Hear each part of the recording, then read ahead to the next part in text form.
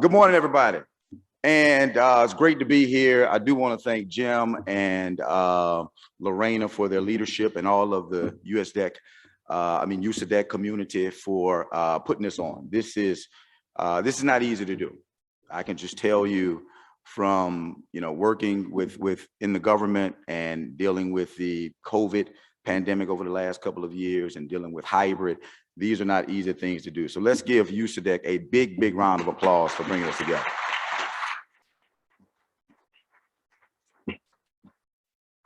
And since everybody's in a clapping mood, I want to ask one young lady to stand up, and I think we all should recognize her. Laura Geller. I don't see her.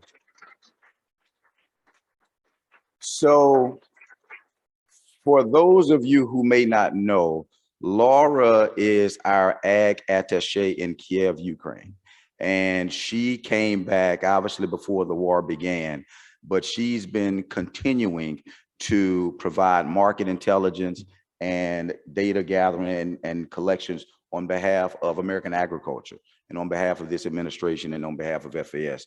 We owed her an immense amount of gratitude, as a lot of those great numbers we heard from Dr. Jekanowski are a result of a lot of the contacts and hard work that Laura has done. So Laura, thank you for all that you've done and continue to do for us.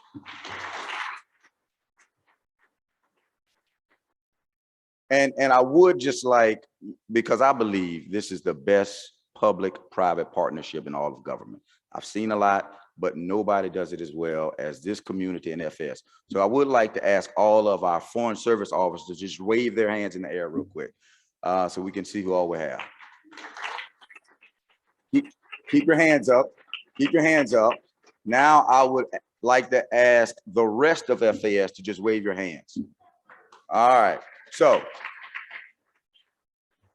to our cooperator partners and our cooperator community, this is your network of resources and partners to help do what you do each and every single day, which is produce the most nutritious, the most dependable, the highest quality ag and food products in the world. And we will continue to be your partners through this journey as we get through the many days we have ahead of us. So thank you.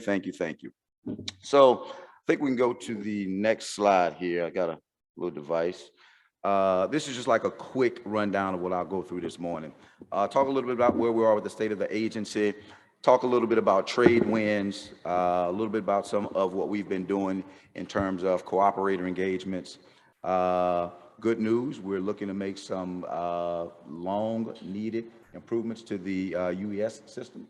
And we want to give an update on sort of grants processes. All right, so state of the agency. Let me just start with travel. We are back traveling, okay? We are attending conferences and meetings and programs. Please communicate with your contacts and resources at FAS if you have any requests for us to come out. But we are traveling. We're getting up to a sort of a pre-pandemic speed of travel. We've been attending a lot of meetings, both domestic and internationally, and we look forward to keeping that up. The leadership team I know has attended a lot of the USAEDC companies meetings throughout the last 18 months. We'll continue that up. Staff are now attending meetings as well. So please, if you have any travel requests for us, let us know and we'll try to meet those requests. Programs are up and running. Pretty much all of our programs are operating as normal. We were able to get the McGovern-Dole program signed a couple of months ago. Food for Progress should be coming up. This group needs no lesson on the MAP and FMD cycle. That's in the pipeline. So we're getting all of these programs up and running. Again, if you have any questions, any concerns, anything you need more information about, please do not hesitate to reach out to us. The next thing, which is of course always an interesting topic, return to the physical workplace. The way I would describe that is we're taking a very slow and methodical approach, and we're offering a lot of flexibilities. Obviously, the leadership, being the executive team, returned in late December.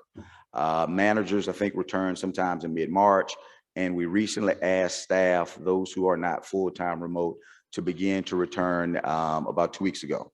So we're assessing, we're seeing how it's going.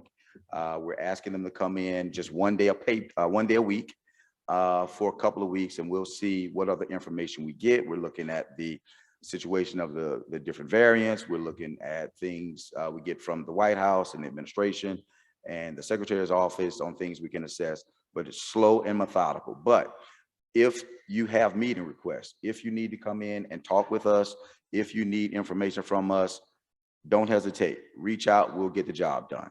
But we are taking a very flexible, methodical approach of bringing the staff back.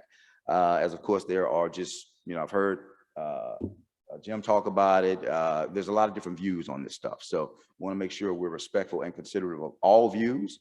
So in that light, we are taking a flexible, slow approach. Current priorities, okay. Let me just start with sustainability and climate change. Prior to Russia's invasion of Ukraine, this probably occupied 70% of the bandwidth of output that we were doing back in Washington, in FAS. There was so much going on in terms of educating ourselves. Thank you to the USAEDC members that briefed Jason and I on some of your practices for sustainable ag production. We were educating ourselves. We were learning what other countries are doing. We're learning what international venues and organizations these discussions will play out. And now we're getting to a point where what I like to term the rubber meets the road. Now, many of you, and I know a lot of you have submitted proposals for the Partnership for Climate Smart Commodities, a $1 billion grant program in which the private sector or other entities representing the private sector will educate USDA on what our baseline of sustainable agriculture is, what our sort of metrics will be moving forward. $1 billion. We got 1,000 proposals totaling $18 billion, okay? So to say that it's oversubscribed and there's a lot of interest is an understatement. But what that does mean is that American agriculture is invested and very interested in sustainable agriculture and excited to share with us all that you all are doing. So as we get through this process, my understanding now is that the awards will begin to trickle out in mid-August, maybe about a month from now. I think it's being run by a number of different agencies, but FPAC may have sort of the lead role in that. And as we get that information, we will begin, all of these foreign service officers who raised their hands a bit earlier will begin to advocate on your behalf, your positions. We'll begin to defend and fight and protect to make sure that you don't face unfair trade barriers based off of how you define and how we create sustainable ag products here in the United States. So priority number one, I think, is sustainability and climate change. Number two, obviously, we've got a trade policy agenda that's unique, okay? Of course, we don't have trade promotion authority, and the administration has been tackling issues sort of ones and twos and one at a time. And we've got a lot of trade wins, and I'll go through some of those here. But it's an approach that's a little different than what some of you may be used to. I think every administration earns the right to pursue market access openings and develop their trade policy agenda how they choose. And so this administration has a very unique one. And I think we're seeing some gains and some wins that we'll talk about here in a second. So climate change, sustainability, and how we develop and execute on the trade policy agenda would be sort of my top two. Then, of course, food security. Obviously, Russia's invasion of Ukraine certainly has disrupted the global supply and demand fundamentals. Dr. Jekanowski just gave a great presentation on how disruptive it is. And we are on the front lines at USDA in responding to that. Now, we don't have any humanitarian or emergency need programs, but we have expertise.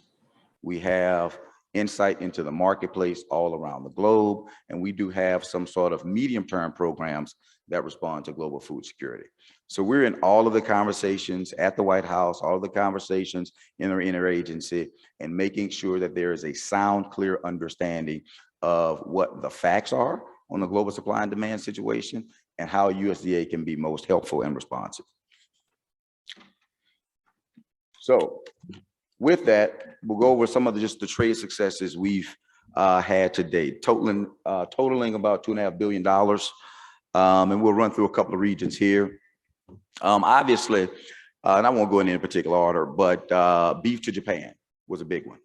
That was something that the safeguard was triggered, led to negotiations, and it was of great interest to our beef industry to get this done. This was a huge accomplishment.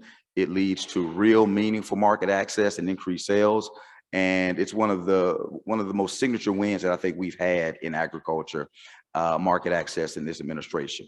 The pork opening in India. Now, India's a tough market, tough to do business, tough to get things done. But I think it was a huge win that we've been able to get an increased access of pork into India. On ethanol, you see an example here. We've made some progress with Japan on ethanol, but we've also gotten progress ethanol to Brazil. I mean, we were fighting an unfair 20% tariff for a couple of years. I know we tried for years to work with the Brazilians on getting rid of that tariff. We had a gentleman's agreement that we would show the rest of the world what free trade looks like in a commodity, and they sort of backtracked on us. So we've been working real hard. So it was a major, major accomplishment to get that ethanol into Brazil. Successes in Europe. Obviously, you got to start with the 232 tariff removals that we were worked with USTR to get removed. This is a big one. It's a big one for a couple of reasons. One, I think it's a signal that there's a willingness to think about things in a different way. There are still 232 tariffs remaining in other regions and other countries around the world. And if we have an approach where we can work on some of those issues, that can certainly be a path to increase market access openings in those markets. So we're very excited about that. We're excited about the relationship with the UK. Obviously, we've got a pending FTA, and we've had some bilateral meetings, not FTA negotiations, but some bilateral meetings where we've talked about improved access. And it's really strong for us because all the signals we get is that the UK really is appreciating our approach to production agriculture. They're appreciating our approach to science, technology, and innovation. Now, are they all the way there? Absolutely not.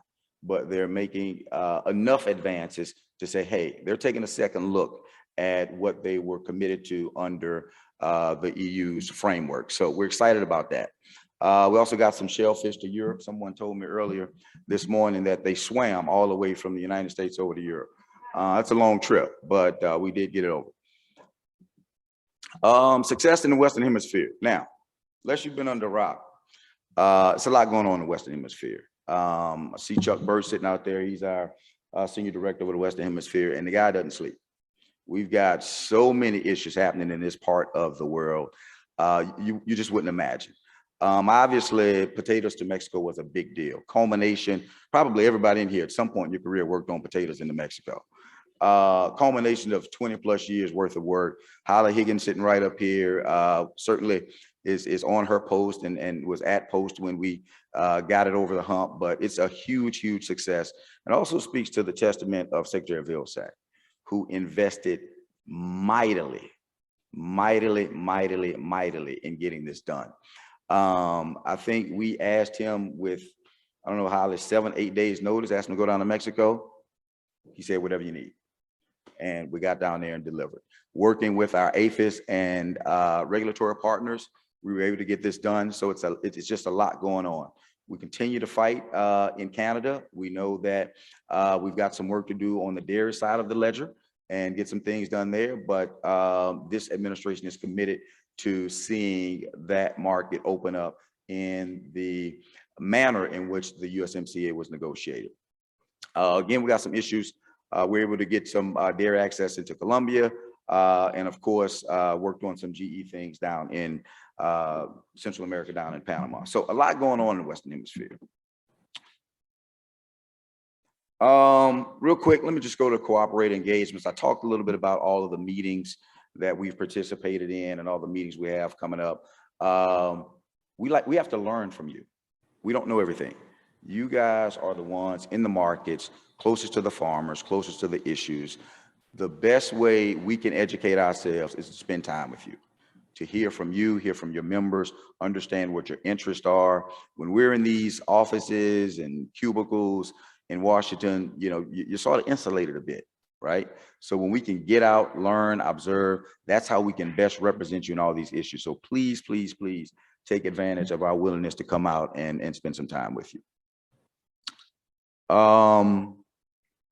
Again, this just kind of speaks to the travel. Now, we have an extremely busy fall travel schedule, and we're really not sure how it's going to work out. Sharon Neenan's sitting right up here. She's got her work cut out for her, but we've got G20, we've got OECD, we've got COP27 in Egypt, we've got AGRA, we've got a Kenya trade mission, all within about a 2 or 3 month span. So we've got a lot we've got to get done, and all these meetings are critical. The trade mission is critical. We've got another trade mission to Spain and Portugal. All these things are critical to get done what we have to get done for all of you. But it's that team of FAS folks, both in our overseas post and in Washington, that will make sure we're successful in getting that stuff done. And we have an unwavering commitment from both the Secretary and the Deputy Secretary to support our mission and our activities. So please, please, please be on the lookout for us on the road this fall. Trade missions and shows are back. As I met and chatted with some folks over the last couple of days, many of you have been on several of our trade shows. We took a group to Dubai in February. I know a group just came back from London in the UK a couple of weeks ago. A number of us are leaving for the Philippines this weekend. So they're back, but they're not only back, they're successful. Okay, the traffic, the number of participants in these trade missions are at pre-COVID levels. We are seeing record projected exports in first year sales for many of these trade missions. So thank you, thank you, thank you for your participation. This is an area that we're trying to strengthen in our budget and in our agency. We're looking for more funding, and we're looking for more opportunities to go out and meet with our customers and promote U.S. ag products. So a lot coming up on trade missions and trade shows. So please stay tuned for that. And of course, I mean, we have so many different success stories we could go through. Here's just an illustration of one where I think 2 of our USAEDC members combined and worked together to put on a capacity building activity that had a lot of success to it. So we continue to want to support all of your objectives. Our issues are very diverse, from tariffs to non-tariffs. We deal with biotech, we deal with technical assistance, we deal with all these different types of trainings and things we can do to educate our customers to increase market access. So please, please, please continue to work with us and help us understand your issues in your markets so we can partner with you and get these activities done. I mentioned food aid. Again, we've gotten a lot of commodities distributed in many of our food aid programs, but I'll be the first to say I'm not happy. I think there are many more commodities that could be a part of this pie chart. I think there are a lot more commodities that could be a part of this list. So I want to make sure that we're looking at all of the various factors that drive these outcomes, and make sure that we represent all of American agriculture when we think about our programs, whether they're food aid, whether they're market access, whether they're capacity building and technical assistance. I like to see the full universe of American agriculture in all of our programs. So this is something we'll work to improve upon, not just in this program, but in other programs we work in the interagency. GSM 102, it's up and running. We've got some good numbers here, $2.2 billion in export sales to date. Hopefully we'll get a couple of more in before the end of this fiscal year, but it's shaping up to be the biggest program in a decade. So we're excited about that. We're also in discussions on how we can improve this program. What types of parameters and terms might need a fresh look that we can update and meet the current needs of the marketplace. Again, I teased this a little bit earlier, but UES improvements. Now, I don't normally talk about budget in remarks I give, but I'll mention I only got a half minute left, so I'll just mention it quickly. IT is the one area where FAS is probably not appropriately budgeted. So it's a huge shift for us to take money out of one pot and put it into this pot, but it shows the commitment from FAS leadership as well as TFAA leadership to get this done on your behalf. So we're excited to be improving those systems to improve the efficiency of it and also the user friendly of it. Also, every time I go out, I don't have to hear people tell me it took them 8 months to get their UES submitted, right? So we're hoping to get that that program improved. All right, and I'll just wrap up with this. Last but not least, the new FAS grants processes allowed us to publish the NOFOs faster than any time in the previous 5 years before. So we're seeing some wins there, we're seeing some gains, we're seeing some successes, but we want your feedback. We want to hear from you how things are going. So as the next few months roll out, let us know how you're feeling, what you're seeing, and what you're doing. We anticipate making some additional improvements and investments in the grants process, but we need your input and feedback so we're not messing with something that works and we're fixing something that's broke, okay? So again, I'll finish with where I started. The FAS Cooperative Community Partnership is the best public-private partnership in all of government. And we stand shoulder to shoulder with you as you continue to be the best ag producing nation in the world. So thank you all for your time. Thank you all for having me, and look forward to working with you moving forward.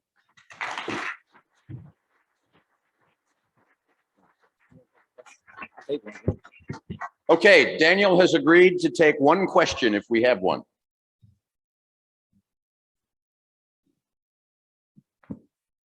Well, you already answered the question that I was going to ask, but here's another one. Because I know you did some research on this the other night. Okay. Your predictions for the SEC football this fall. Who's going to come out on top? That's a tough one.